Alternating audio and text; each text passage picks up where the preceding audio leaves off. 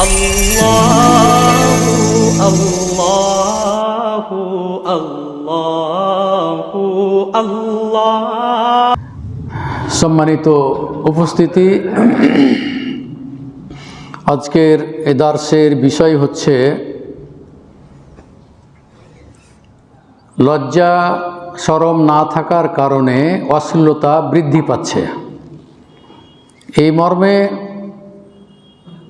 আপনাদের সামনে বেশ কিছু কোরআন আয়াত এবং রাসূলুল্লাহ সাল্লাল্লাহু আলাইহি ওয়াসাল্লামের বাণী হতে কয়েকটি হাদিস পেশ করব এই বিষয়ের উপরে, দিয়ে আমার এই সংক্ষিপ্ত তাফসির শেষ করে আপনাদের মূল উদ্দেশ্য যেটি প্রশ্ন উত্তর পর্ব, সেখানে ইনশাল্লাহ আপনারা অংশগ্রহণ করবেন। এখন যদিও ছুটির মৌসুম চলছে, তারপর আলহামদুলিল্লাহ উপস্থিতি আপনাদের ভালো আছে। আমি আপনাদের সামনে সূরা নূরের 31 নম্বর আয়াত, এরপরে সূরা আহজাবের 33 নম্বর আয়াত, এরপরে সূরা আহজাবেরই 53 নম্বর আয়াত, বুখারী বর্ণিত হাদিস 32, 61 নম্বর হাদিস, আরও অনেকগুলি হাদিস এসেছে, মুসলিম, তিরমিজি, আবু দাউদ, ইবনে মাজাহ। আসলে বর্তমান যুগের সাথে আমরা যদি অতীতের যুগ তুলনা করি, তাহলে দেখা যাচ্ছে যে আগে মানুষের লজ্জা শরম যথেষ্ট ছিল। বর্তমানে লজ্জা শরম একেবারেই উঠে গেছে, না বললেই নয়। প্রত্যেকটা বাড়িতে ঘরে ঘরে লজ্জা শরম অধিকাংশ বাড়িতে উঠে গেছে, যার কারণে অশ্লীলতার সুযোগটা বেশি মানুষ গ্রহণ করেছে এবং এটাই এখন সমাজে ব্যাপক হারে চলছে। বাজারঘাটে যদি যান তাহলে দেখবেন মেয়েরা যেভাবে পোশাক পরছে, যেভাবে চলাফেরা করছে, বাজারে ঢুকছে। বহু মহিলা ছাত্রাবাস আছে, বিশেষ করে রাজশাহীতে বা অন্যান্য ডিস্ট্রিক্টও আছে প্রচুর পরিমাণে। এসব মেয়েরা পর্দা করা তো দূরের কথা, যে মধ্যপ্রাচ্যের নাকি পাশ্চাত্যের সভ্যতায় তারা তাদের পোশাক আদি পরিধান করছে এবং যুব সমাজকে ধ্বংস করে ফেলছে। আল্লাহ তাআলা এ ব্যাপারে নারী পুরুষকে সতর্ক করে দিয়েছেন। বিশেষ করে এখানে নারীদের কথাটাই উল্লেখ করি, যে আল্লাহর নবীকে বলছেন, আল্লাহ রসুল সাল্লাল্লাহু আলাইহি সাল্লামকে আল্লাহ তাআলা বলছেন, কুল, হে মুহাম্মদ আপনি বলে দিন, লিল মুমিনাত, যারা মুমিন রমণী তাদেরকে আপনি বলে দেন, তারা যখন বাইরে যাবে, ইয়াগযুযনা মিন আবসারিহিন্না, তখন তাদের চক্ষুকে যেন অবনমিত রাখে, নিচু করে হাঁটে, কোনো পরপুরুষের দিকে যেন না চেয়ে তাকায়। ওয়াহফাজনা ফুরুজাহুন্না, এবং তারা যেন তাদের গুপ্তাঙ্গের হেফাজত করে, জেনা ব্যভিচার থেকে যেন বেঁচে থাকে। ওয়াল ইয়াদরিবনা, বলা হচ্ছে যে ওয়ালা ইউবদিনা যিনাতাহুন্না ইল্লা মা যাহারা মিনহা, তারা যেন তাদের সৌন্দর্য প্রদর্শন না করে, যতটুকু না করলেই নয়, যেমন হাত মুখ প্রয়োজনে খুলে রাখতে পারে। ওয়াল ইয়াদরিবনা বিখুমুরিহিন্না আলা জুয়ুবিহিন্না, এবং নারীদেরকে বিশেষ করে আল্লাহ তাআলা বলতেছে, নারীরা যেন তাদের বুকের উপরে ওড়না বা কোনো চাদর তারা যেন দিয়ে ঢেকে রাখে। তো এটা কার নির্দেশ? আল্লাহ তাআলার নির্দেশ, এটা আল্লাহর নির্দেশ। তো এই নির্দেশে এটা কিন্তু মুমিনাদেরকে বলা হচ্ছে, নারীদেরকে বলা হচ্ছে, মুমিন যারা নারী তাদেরকে বলা হচ্ছে কিন্তু, যে তারা যখন রাস্তাঘাটে চলবে পরপুরুষের দিকে তারা তাকাবে না, এবং তারা তাদের গুপ্তাঙ্গের হেফাজত করবে, জেনা ব্যভিচার করা থেকে বেঁচে থাকবে, এবং তাদের যে সৌন্দর্য সেটা যেন তারা প্রদর্শন না করে, যতটুকু নয়, না করলেই নয়, যেমন হাত প্রয়োজনে মুখ খুলতে পারে। তারপরে আল্লাহ তাআলা বলতেছেন নারীদেরকে যে ওয়াকারনা ফি বুয়ুতিকুন্না, নারীদের উচিত তারা বাড়িতেই অবস্থান করবে, এটাই ঠিক, এটাই হলো শরিয়াত। ওয়ালা তাবাররাজনা তাবাররুজাল জাহিলিয়াতিল উলা, এবং প্রাক জাহিলি যুগের নারীদের মতো বেহায়া বেপরদা হয়ে তারা যেন কি না করে, তাদের সৌন্দর্য যেন প্রদর্শন না করে।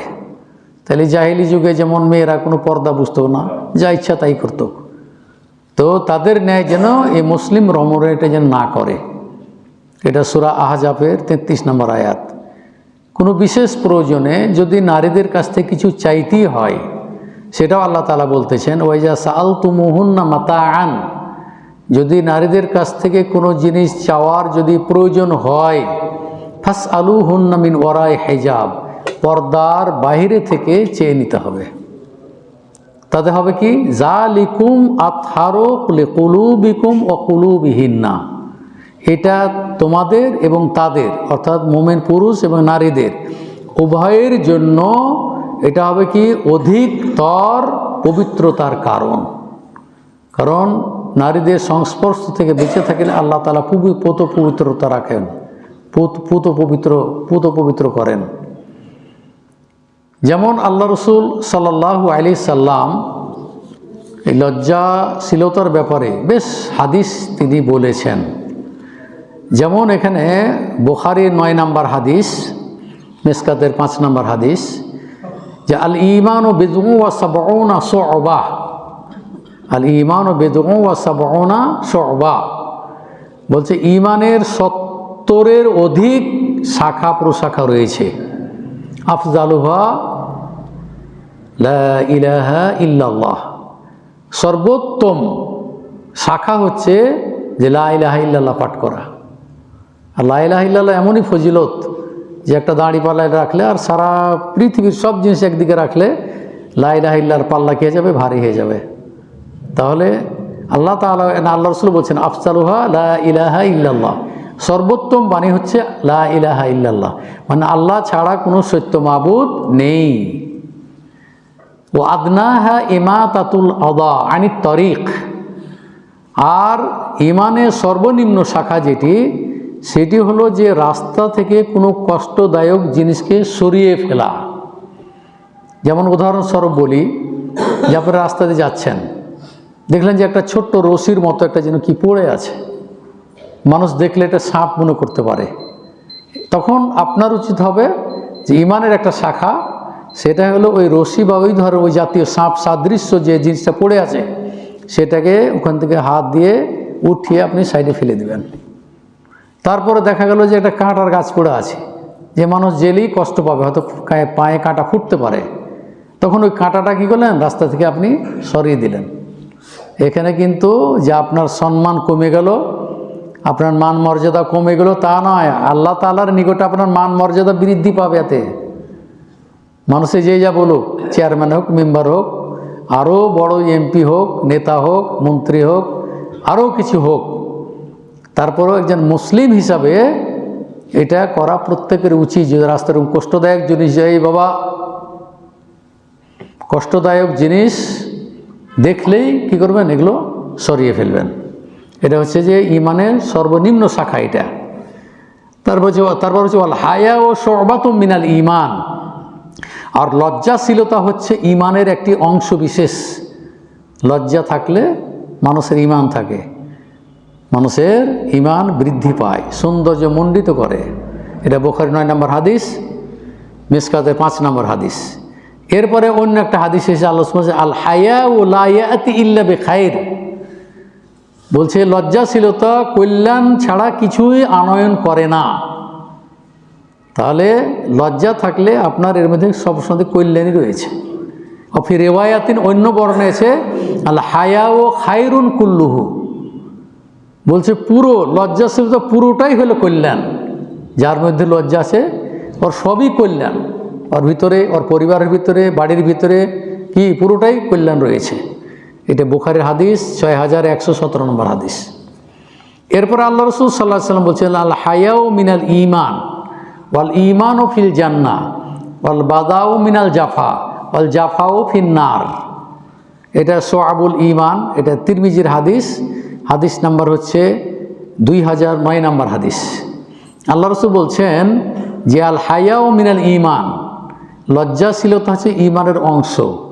ওয়াল ঈমানও ফিল জান্নাহ, আর ঈমানের স্থান হচ্ছে কি জান্নাত। তাহলে দেখুন কোত্থেকে শব্দটা আসে, যে লজ্জাশীলতা হচ্ছে ঈমানের অংশ, আর ঈমানের স্থান হচ্ছে কি জান্নাত। তাহলে আপনার ভিতরে যদি ঈমান থাকে, লজ্জাশীলতা থাকে, তাহলে ঈমান, আর ঈমান যদি থাকে তাহলে এর বিনিময়ে আল্লাহ তাআলা জান্নাত দিবেন। পক্ষান্তরে ওয়াল বাজাও মিনাল জাফা, আর নির্লজ্জতা হচ্ছে কি দুশ্চরিত্রের অংশ। নির্লজ্জতা হচ্ছে দুশ্চরিত্রের অঙ্গ। ওয়াল জাফাও ফিন্নার, আর দুশ্চরিত্রের স্থান হচ্ছে কি জাহান্নাম। এখান থেকে বুঝে নেন যে লজ্জাতে আপনাকে নিয়েছে জান্নাতে, আর অশ্লীলতা, নির্জলতায়, নির্লজ্জতায় কি কোথায় নিয়ে যাচ্ছে? জাহান্নামে নিয়ে যাচ্ছে। এটা কিসের হাদিস? তিরমিজির হাদিস, 2009 নম্বর হাদিস। মিসকাতের হাদিস নাম্বার হচ্ছে 50-77 নম্বর হাদিস। এরপরে আল্লাহ রসুল সাল্লাল্লাহু আলাইহি ওয়াসাল্লাম বলছে, ইন্না মিম্মা আদরাকান নাস মিন কালামিন নবুয়াতিল উলা ফাইজা লাম তাস্তাহ মাসনা ফাসনা মা শিতা। এটা বুখারীর হাদিস, 6120 নম্বর হাদিস। আল্লাহ রসুল বলছেন, পূর্ববর্তী নাবিদের বাণী হতে মানুষেরা যেটা গ্রহণ করেছে, যেটা শিক্ষা পেয়েছে, যেটা তারা পেয়েছে, পূর্ববর্তী নাবিদের বাণী হতে মানুষেরা যেটা পেয়েছে, সেটা হলো এই, ইজা লাম তাস্তাহ, তোমার মধ্যে যদি লজ্জা না থাকে তাহলে ফাসনা মা শিতা, তোমার দ্বারা যা ইচ্ছা তাই করতে পারবে তুমি। মানে লজ্জা যখন উঠে যায় তখন যা ইচ্ছা তাই করতে পারে। ধরেন মেয়েরা বোরকা যদি পরে, তাহলে দেখা যায় যে তার সবই ভালো সামনের দিক, তখন যখন দেখলো যে বোরকা দেখতে ভালো লাগছে না, তখন বোরকা খুলে দিল, তখন একটা মোটামুটি পোশাক পরে হাঁটতো, তারপরেও সেটাকে অপছন্দ করছে না, এটা বুড়িদের পোশাক। তখন ওই যে পাশ্চাত্যের সভ্যতায় যেটা মানুষ এখন অনুসরণ করতেছে, তখন এই করতে করতে এমন এক পোশাক পরিধান করবে যে তার প্রত্যেকটা অঙ্গ প্রত্যঙ্গ মানুষ দেখতে পাবে। এইভাবে তখন অশ্লীলতা কি ছড়িয়ে যাবে। কিন্তু আপনার ঈমান যদি লজ্জাশীলতা থাকতো, তাহলে বোরখা কোনোদিন আপনি খুলতেন না। বোরখা যখনই খুললেন তখনই আপনার পর্দা আস্তে আস্তে উঠে গেল এবং সমাজে ব্যাপক হারে অশ্লীলতা ছড়িয়ে পড়ল। এটা হলো বুখারীর কত নম্বর বললাম? 6120 নম্বর। এরপরে আল্লাহ রাসূল সাল্লাল্লাহু আলাইহি ওয়াসাল্লাম বলছে, মা কানাল ফুহশু ফি শাইইন ইল্লা শানাহু, যে জিনিসের মধ্যে অশ্লীলতা রয়েছে সেটাকে আরো কলুষিত করে দেয়, সেটাকে আরো ত্রুটিযুক্ত করে দেয়। পক্ষান্তরে ওমা কানাল হায়াও ফি শাইইন ইল্লা জানাহু, যে জিনিসের মধ্যে লজ্জাশীলতা আছে সেটাকে আরো কি করে? সৌন্দর্যমণ্ডিত করে। এগুলো হাদিস, আল্লাহ রাসূল বাণী। তিরমিজির হাদিস, 1974 নম্বর হাদিস। এরপরে যেটা বলছিলাম যে দেখুন, ইন্নাল হায়া ওয়াল ঈমানা কুরানাউ জামিআন, বলছে লজ্জাশীলতার ঈমান এই দুইটি জিনিস অঙ্গাঙ্গিভাবে কি জড়িত। একটা যদি উঠে যায়, ফাইজা রুফিয়া আহাদুহুমা, ঈমান যদি উঠে যায় অর্থাৎ লজ্জাশীল যদি উঠে যায়, ঈমান উঠে যাবে। মানে যেহেতু দুইটাই কি অঙ্গাঙ্গিভাবে কি জড়িত, একটি উঠে গেলে অপরটিও উঠে যাবে। এটি হলো বাইহাকির হাদিস, সোয়াবুল ঈমানে, হাদিস নাম্বার হচ্ছে 77-27 নম্বর হাদিস। মিসকাতের হাদিস নাম্বার হচ্ছে 50-93 নম্বর হাদিস। এরপরে আল্লাহ রাসূল বলছেন, হে আয়েশা, লাউ কানাল হায়াউ রাজুলান, যদি কোনো ব্যক্তির মধ্যে যদি লজ্জাশীলতা থাকে, লজ্জা থাকে, তাহলে তুমি জেনে রাখো যে কানা রাজুলান সালেহা, তাহলে সেই লোকটি কি সৎ লোক। তুমি এটা জেনে নিও, যে লোকের মধ্যে লজ্জাশীলতা আছে তুমি জেনে নিও লোকটি কি সৎ।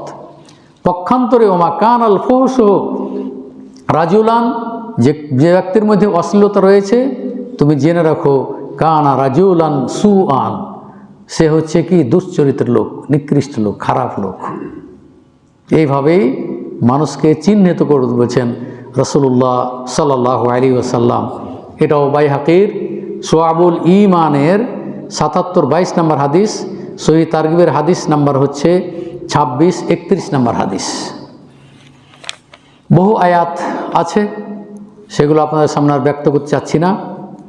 সেগুলো হচ্ছে যে আমাদের সমাজে যে অশ্লীলতা, লজ্জা শরম উঠে যাওয়ার একটাই কারণ, এগুলো বেশ কিছু কারণ আছে।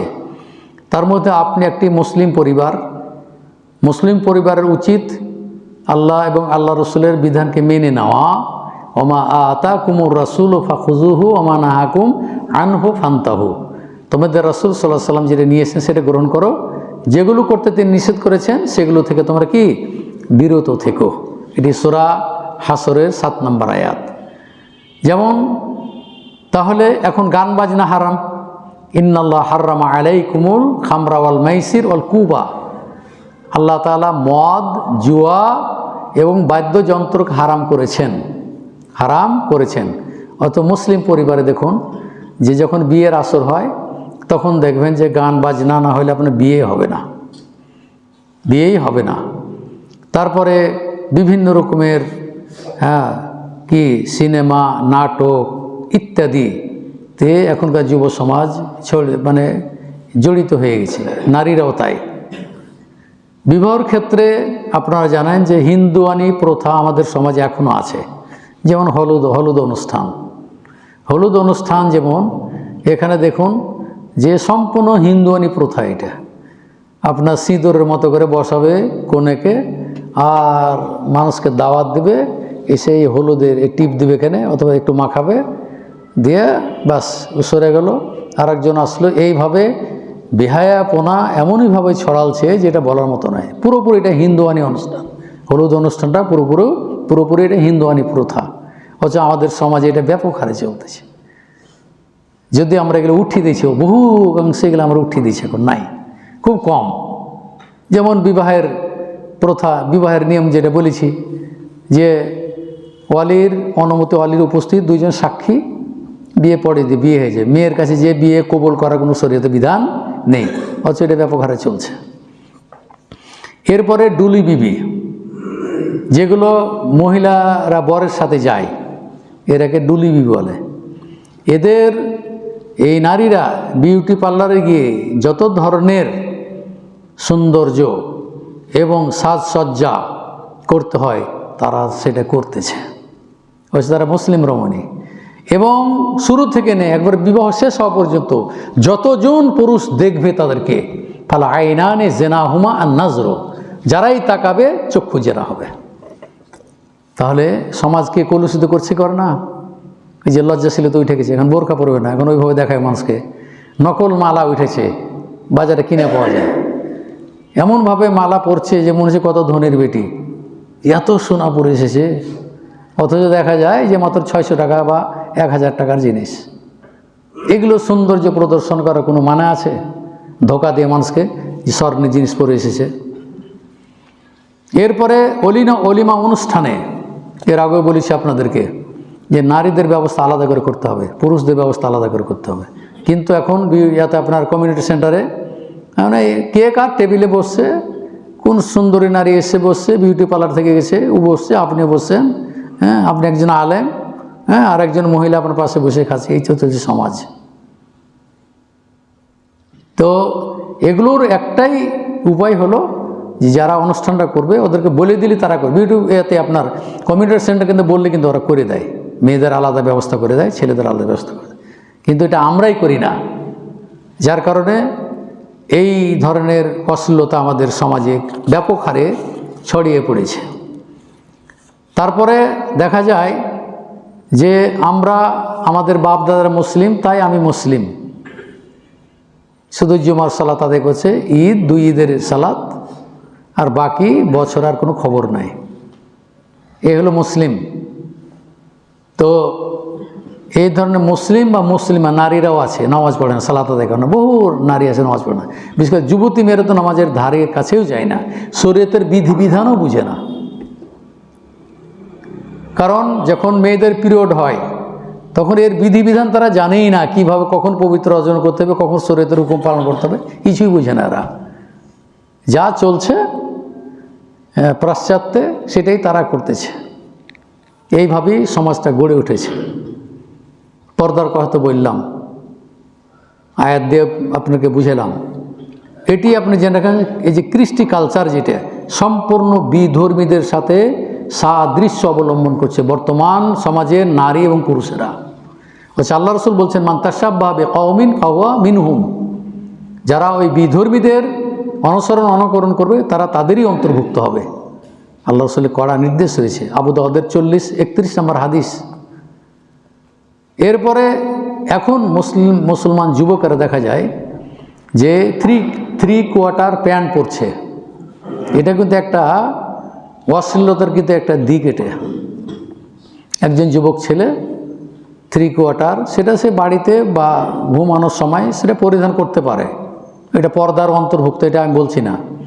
কিন্তু এর দ্বারাতে বেহায়াপনা কী হচ্ছে, প্রকাশ পাচ্ছে, যার কারণে বেশিরভাগ যুব সমাজ দেখা যাচ্ছে থ্রি কোয়ার্টার প্যান্ট পরে তারা হুন্ডা চালাচ্ছে, ঘুরে বেড়াচ্ছে দেদারসে। অথচ এগুলো কোনো মুসলিমের জন্য উচিত নয়। একজন প্রশ্ন করেছিল আমাদের কোনো এক শাইখকে যে হজ করে এসেছে, সে নেংটি মেরে চাল চাইছে, এটা বুঝেন তো চাঁপাইনবাবগঞ্জের ভাষা? জি, ওই যে হজ করে এসে নেংটি মেরেছে, চালে উঠেছে, চাল চাইছে, মটকা মারছে। তখন আব্দুর রাজাক কিছু উত্তর দিয়েছে, বলছে যে হ্যাঁ, হজ করে আসলে গেল, এটা জায়েজ, নেংটি মারা জায়েজ। উনি প্রমাণ করছেন যে আল্লাহ রসুল সাল্লাল্লাহু আলাইহি ওয়াসাল্লাম কি কাপড় উঠে, ওই যে হাঁটুর উপরে কাপড় উঠে বসেছিলেন। তখন উসমান রাদিয়াল্লাহু তাআলা আনহু আসছেন, খুব লজ্জাশীল ছিলেন তিনি। তখন উসমান আসছেন রাদিয়াল্লাহু তাআলা আনহু, তখন আল্লাহ রাসূল কি করলেন, কাপড়টা নামিয়ে দিলেন। তো এখান থেকেই ইমাম বুখারী রাহিমাহুল্লাহ একটা অধ্যায় রচনা করেছে যে লজ্জাস্থানটা ঢাকলি এটা পর্দা। কিন্তু অন্য ওলামা হচ্ছে যে নাভি থেকে হাঁটু পর্যন্ত এটা হলো কি পর্দার অংশ। তো যা হোক, আমি যেটা বলতে চাচ্ছি যে নির্লজ্জতা যাতে না প্রকাশ পায় সেইভাবে আপনাকে পোশাক পরিধান করতে হবে। জায়েজ একটা জিনিস, আর একটা জিনিসের ছেড়ে দেওয়াটাই উত্তম, এটাই গ্রহণ করতে হবে।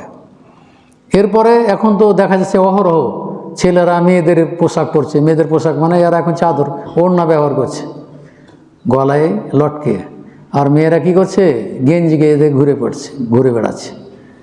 হচ্ছে আল্লাহ রসুল বলছে ইন্না রাসূলুল্লাহ লাআনার রাজুলা, বলছে ওই ব্যক্তির উপর আল্লাহ তাআলা বা আল্লাহ রসুল অভিশাপ করেছেন যে ব্যক্তি কী করে, নারীদের পোশাক পরিধান করে, নারীদের পোশাকের ন্যায় পরিধান করে। পক্ষান্তরে যে ওয়াল মারআতু তালবাসু লিবসাতার রাজুল, যে ওই নারীর উপরও অভিশাপ দিয়েছে যে নারী কী করে, পুরুষের পোশাক পরিধান করে, যেমন প্যান্ট শার্ট পরছে, দেদারসে পরছে, চুলের কাটিং ওইভাবেই করছে, ওইভাবে ঘুরে বেড়াচ্ছে। ছেলেরা কী করছে, ওই যে পীর ফকিরের মতো তারা চুল রাখছে, গায়কের মতো দিয়ে তারা এই ঝুঁটি করছে পিছন দিকে। এগুলো এক ধরনের মানে এরা এক ধরনের হিজড়ার মতো এরা তৈরি হয়েছে একটি দল, এটা গায়কের মধ্যে আছে। তারপরে ওপর লেভেলেরও কিছু লোককে আমি দেখেছি তাদের চুল ওইভাবে ঝুঁটি করে বাঁধা আছে। তাহলে অথচ মেয়েদের সাদৃশ্য অবলম্বন করলে আল্লাহ এবং আল্লাহ রসুল কী করেন, অভিশাপ করবেন, অভিশাপ দিবেন। এটা দেখবেন আবু দাউদের হাদিস, মিসকাতের হাদিস নম্বর 4469 নম্বর হাদিস। তারপরে পরিবারের মধ্যে দিনী শিক্ষা না থাকা, দিনী শিক্ষা যদি থাকতো তাহলে কোনোদিন বাবা মাকে বৃদ্ধাশ্রমে রেখে আসতো না ছেলেরা। কোনো আলেম তার পিতা মাতাকে কোনোদিনই বৃদ্ধাশ্রমে রাখে না, রাখবেও না। আল্লাহ তাআলা এই জ্ঞানটা দিয়েছে, তালাবুল ইলমি ফারিজাতুন আলা কুল্লি মুসলিম। দিনী শিক্ষা গ্রহণ করা এটি প্রত্যেক মুসলমান পুরুষের উপর আবশ্যক করতে হবে। এটা আপনি লেখাপড়া করেন মাদ্রাসায়, কিন্তু আপনাকে পড়তে হবে, দুয়ার বইগুলো নিয়ে আপনাকে মুখস্থ করতে হবে, যে দুয়ার ফজিলতগুলো আছে সেগুলো আপনার বাড়িতে এগুলো করতে হবে। নাস, ফালাক, এখলাস এগুলো পড়ে সকালে 3 বার, বিকেলে 3 বার ফুঁ দিয়ে আপনি অসুখ থেকে পরিত্রাণ পাওয়ার জন্য আল্লাহর নিকটে পানাহ চাইতে হবে। ঘুমানোর সময় আয়াতুল কুরসি পাঠ করতে হবে। তাহলে সারা রাত্রি আপনার শয়তান কোনো ক্ষতি করতে পারবে না, আল্লাহর পক্ষ থেকে একজন ফেরেশতা নিযুক্ত করা হবে। তো এইভাবে সূরা ইখলাস পড়ছে একটা লোক, তা আল্লাহ রাসূল সাল্লাল্লাহু আলাইহি ওয়াসাল্লাম বলছে ওয়াজাবাত, আবশ্যক হয়ে গেল। বলছে কুলতু ওমা ওয়াজাবাত, কি আবশ্যক হয়ে গেল? বলছে ওয়াজাবাতিল জান্নাত, জান্নাত অবশ্যক গেল। তাহলে যে ব্যক্তি ইখলাস পড়লো, হ্যাঁ, সে কী গেল, তারপরে জান্নাত কী হলো, আবশ্যক হয়ে গেল। এরপর আল্লাহ রাসূল বলছে মান কারাআ কুল হুয়াল্লাহু আহাদ হাত্তা তাখতাতিমা 10 মাররাতিন, যে ব্যক্তি 10 বার কুল হুয়াল্লাহ পড়লো, বানাল্লাহু কাসরান ফিল জান্নাহ, আল্লাহ তাআলা জান্নাতে তার জন্য একটা বালাখানা তৈরি করবেন। তো এইভাবে ফজিলতগুলো আছে না নাই? আছে। তাহলে দ্বীনি শিক্ষা শুধু মাদ্রাসায় পড়লে নয়, আপনার বহু বই বের হয়েছে, এগুলো পড়লেই অনেক কিছু মাসলা মাসাইল আপনারা পাবেন। যেমন আমার একটি বই সহি ফতোয়া মাসাইল 3 খণ্ড 4 খণ্ড লিখেছিলাম, কিন্তু আমার ছেলে চলে যেতে আর ওটা প্রকাশিত হয় নাই। তো 1000 পৃষ্ঠার আমার 3টে বই। তো প্রশ্ন আর উত্তর, যেমন নারীদের ব্যাপারে, যে ধরেন যদি রাত্রে পিরিয়ড থেকে ভালো হয়ে যায়, তো এখন এই মহিলা কি করবে? অনেক মহিলা, বেশিরভাগই মহিলা পরের দিন দুপুরে গোসল করে সালাত আদায় করে, অথচ তার ফজরের সালাত কিন্তু তারপর আবশ্যক হয়ে গেছে। যদি পারে গোসল করবে, নাহলে গরম পানিতে গোসল করবে, যদি তাও না পারে তাহলে তায়াম্মুম করে ফজরের সালাত আদায় করতে হবে নারীদেরকে।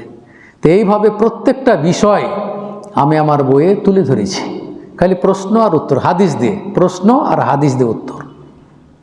ওয়াহিদিয়া লাইব্রেরিতে আমার বইটা আছে, আরও অনেক বই আছে। ওয়াহিদিয়া লাইব্রেরি কায়দা মোহাম্মদী একটা বই আছে, সেখানে 151টি দোয়া আছে। আমাদের ডক্টর জয়নুল আবেদিন নোমানেরও বই আছে, ঝাড়ফুঁকের দোয়া ইত্যাদি। তো এগুলো আপনারা বেশি বেশি করে পড়বেন, আমল করার চেষ্টা করেন। বাড়িকে আপনারা কবরের মতো কি পরিণত করবেন না। সালাতও আদায় করবেন, কোরআন তেলাওয়াত করবেন। আল্লাহ রসুল সাল্লাল্লাহু আলাইহি সাল্লাম বলছেন যে এক ব্যক্তি, আল্লাহ রসুল বলছেন যে বাড়িতে বলছে ইন্না শাইতানা ইয়ানফিরু মিনাল বাইত আল্লাযী ইয়াকরাউ ফীহি সূরাতুল বাকারা, বলছে ওই বাড়ি হতে শয়তান পলায়ন করে যে বাড়িতে কি করে সূরা বাকারা পড়া হয়, তার মধ্যে শয়তান কী হয়ে যায়? পালিয়ে যায়। তো এই যে দ্বীনি ইলমের কথা বলতে গিয়ে কথাগুলো আসলো, তো এগুলো নিজেরা চেষ্টা করবেন, ছেলেদেরকেও নামাজমুখী করবেন, সালাতমুখী করবেন, মসজিদে নিয়ে আসবেন। তাহলে ওই ছেলেগুলো একজন মুসলিম ছেলে হিসেবে আল্লাহর দরবারে গৃহীত হবে ইনশাআল্লাহ। যেটি সর্বশেষ কথা সেটি হলো, যেমন একটি হাদিস আপনাদের সামনে পেশ করলাম, যে লজ্জা না থাকার কারণে সমাজে এইভাবে অশ্লীলতা এবং পাশ্চাত্যের সভ্যতায় আমাদের পুরো মুসলিম সমাজ আজকে নিমজ্জিত। আল্লাহ যেন আমাদেরকে সেই ফিতনা থেকে যেন রক্ষা করেন, এবং আমাদের পরিবারকে, ছেলে মেয়েদেরকে যেন 5 ওয়াক্ত সালাত আদায়কারী হিসেবে আমরা যেন দেখতে পাই। আল্লাহ তুমি আমাদেরকে সেই তৌফিক দান করো। মা বোন যারা আমার বক্তব্য শুনছেন, তারাও পর্দার সহিত চলাফেরা করার চেষ্টা করবেন। দুনিয়া ক্ষণিকের দুনিয়া, চলে যাব আমরা সবাই। হঠাৎ করে মানুষ মৃত্যুবরণ করছে, যদি আপনার আমল না থাকে তাহলে আপনার পরিণাম জাহান্নামে। অতএব সবসময় খেয়াল রাখবেন, হকের পথে চলা, হালাল হারামকে বাছাই করে চলা, এবং আপনার সম্পদের মধ্যে হালাল মধ্যে যদি হারাম মিশ্রিত থাকে, তাহলে ওই হারাম যেটুকু আছে জানা মতে সেগুলোকে আপনি জনকল্যাণমূলক কাজে এগুলো আপনি দিয়ে দিবেন নেকির আশা ছাড়াই, এবং আল্লাহর নিকটে তওবা করবেন যে ইন্নী আস্তাগফিরুল্লাহ ওয়া আতুবু ইলাইহি, আকসারা মিন 7 মাররাতিন। আল্লাহ রাসূল বলছেন আমি দিনে 70-এর অধিক আল্লাহুম্মা ইন্নী আস্তাগফিরুল্লাহ ওয়া আতুবু ইলাইহি, আল্লাহর নিকটে আমি ক্ষমা চাচ্ছি, আল্লাহর নিকটে আমি তওবা করতেছি। এই দোয়া সবসময় পড়বেন। পাপ মোচন করার জন্য আল্লাহর কাছে কান্নাকাটি করবেন। বলছে যে লা ইয়ালিজুন নারা মান বাকা মিন খাশিয়াতিল্লাহ, বলছে ওই ব্যক্তি জাহান্নামে যাবে না যে আল্লাহর ভয়ে কাঁদে। তা আল্লাহর ভয়ে কাঁদতে হবে। পাপ ক্ষমাকারী আল্লাহ, তিনি ক্ষমা করে দিবেন। যদি আপনি আল্লাহর নিকটে যদি কি নত হয়ে আল্লাহর নিকটে নিজকে সুপ্রদ করে যদি কান্নাকাটি করেন, আল্লাহ হলেন গফফার, তিনি রহিম, তিনি রহমান, তিনি আপনাকে ক্ষমা করে দেবেন। আল্লাহর কাছে দোয়া করি আল্লাহ তাআলা আমাদেরকে আমাদের সমাজ থেকে যেন অশ্লীলতাকে দূরীভূত করেন, এবং আমরা পর্দা পুশিদার মধ্যে থেকে আমাদের পরিবারকে যেন পরিচালনা করতে পারি। আল্লাহ তুমি সেই তৌফিক দান করুন, আমিন। ওয়া আখির দাওয়ানা আনিল হামদুলিল্লাহি রাব্বিল আলামিন। আসসালামু আলাইকুম ওয়া রাহমাতুল্লাহি ওয়া বারাকাতুহু। আসসালামু আলাইকুম ওয়া রাহমাতুল্লাহ। আজকের প্রশ্নোত্তরের প্রশ্ন পর্বের প্রথম প্রশ্ন, ইসলামে কি গণতন্ত্র আছে? বর্তমানে গণতন্ত্র যেটা চলছে এটা শরীয়তে হারাম। এই ধরনের গণতন্ত্র শরীয়ত সাপোর্ট করে না। গণতন্ত্র পরিবর্তন করলে সেটা শরীয়তে জায়েজ। পরিবর্তন না আসা পর্যন্ত এই বর্তমান পাশ্চাত্যের গণতন্ত্র চলছে, এটা শরীয়ত সাপোর্ট করে না।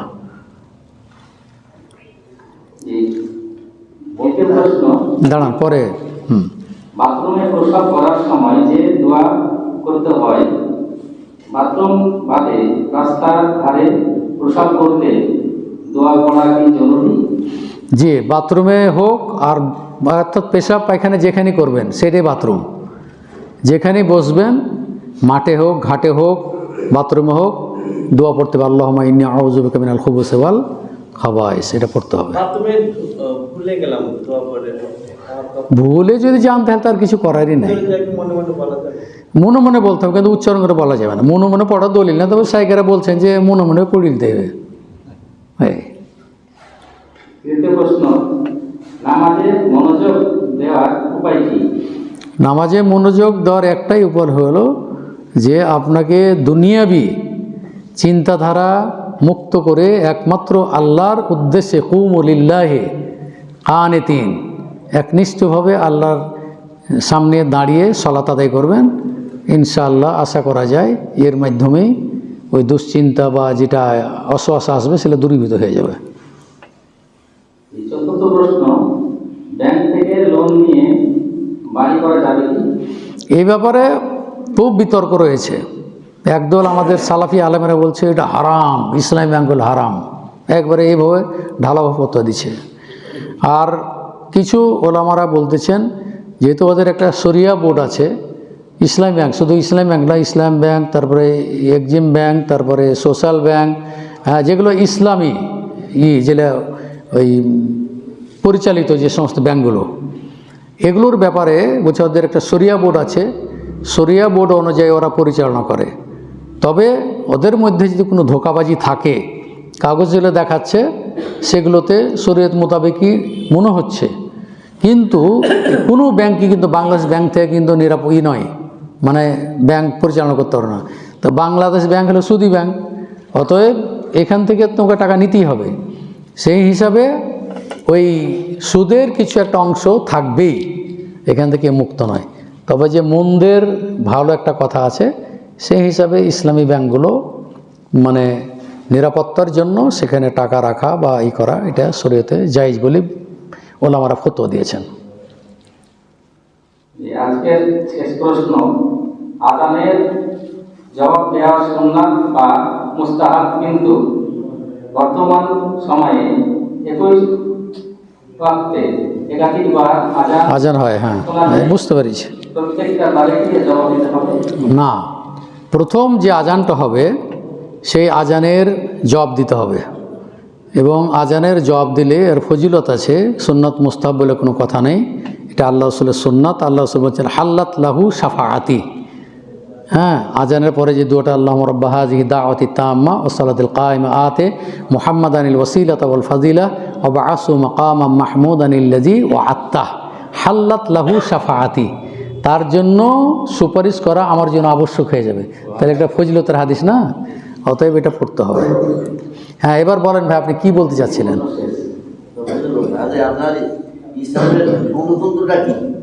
ইসলামের গণতন্ত্র খেলাফত। খেলাফত যদি খেলাফত প্রতিষ্ঠাতা করা সম্ভব না হয় তো দাওয়াতের মাধ্যমে পরিবর্তন হতে পারে। যেমন রাশিয়া টুকরো টুকরো হয়ে গেল, হলো কি না? তো আল্লাহ তাআলা মানে এমনই এক নাজিল করবে যে যেটা কুফরি মতবাদ আছে, এই কুফরি মতবাদ এক সময়তে উৎখাত হয়ে যাবে। কিন্তু দাওয়াতের মাধ্যমে আল্লাহ রাসূলের যুগেও দেখেছেন যে দাওয়াতের মাধ্যমেই কিন্তু সংস্কার হয়েছে। প্রয়োজনে যুদ্ধ ঘোষণা করা হয়েছে, হ্যাঁ, যুদ্ধ ঘোষণা করা হয়েছে। তবে এগুলো হবে, যুদ্ধটা হবে কোনো মুসলিমের নেতৃত্বে হতে হবে, কোনো শাসকের। এখন যুদ্ধ যদি হয়ে যায়, ধর বাংলাদেশ আমার একটা মুসলিম রাষ্ট্র, যদি শরিয়া আইন নাই, এখন বিধর্মীর সাথে যদি যুদ্ধ লেগে যায় তখন কিন্তু ওখানে কিন্তু সবাইকে যুদ্ধে অংশগ্রহণ করা ফারজে আইন, তখন যুদ্ধ ঘোষণা করতে হবে এবং যুদ্ধে অংশগ্রহণ করতে হবে। খেলাফত যেটা বললাম। হ্যাঁ, আর মসজিদে সালাত আমরা শেষ হলো, ফরজ সালাত শেষ হলো, আর পাশে মসজিদে আজান শুরু হলো, সেক্ষেত্রে আজানে কোনো জবাবও হবে না, প্রয়োজন না, যেহেতু আপনি জবের আজান দিয়ে দিয়েছেন। হ্যাঁ, আমাদের ওয়াক্ত মোতাবেক আমরা পরিচালনা করব। এরপরে আধা ঘন্টা পর্যন্ত আজানই হতে থাকবে, তারপরে আধা ঘন্টা 1 ঘন্টা পরে আবার জামাত শুরু হবে। অতএব ওগুলোকে পরোয়া করতে হবে না, এটাই যে ওয়াক্ত আমাদের করা সেই ওয়াক্তেই পড়ে নিতে হবে, অন্যগুলোর সাথে আমাদের এটা সম্পর্ক নেই। আমার একটা প্রশ্ন, আমার এক ভাতিজা আছে, মানে রিলেটিভ, ও মানসিক শারীরিক প্রতিবন্ধী, বয়স প্রায় 8-9 বছর, খাতনা দেওয়া হয়নি এবং খাতনা দিলে বেশ অসুবিধা হবে। সেক্ষেত্রে কি খাতনা দেওয়া তার জন্য জরুরি নাকি? না, যদি সম্ভব হয়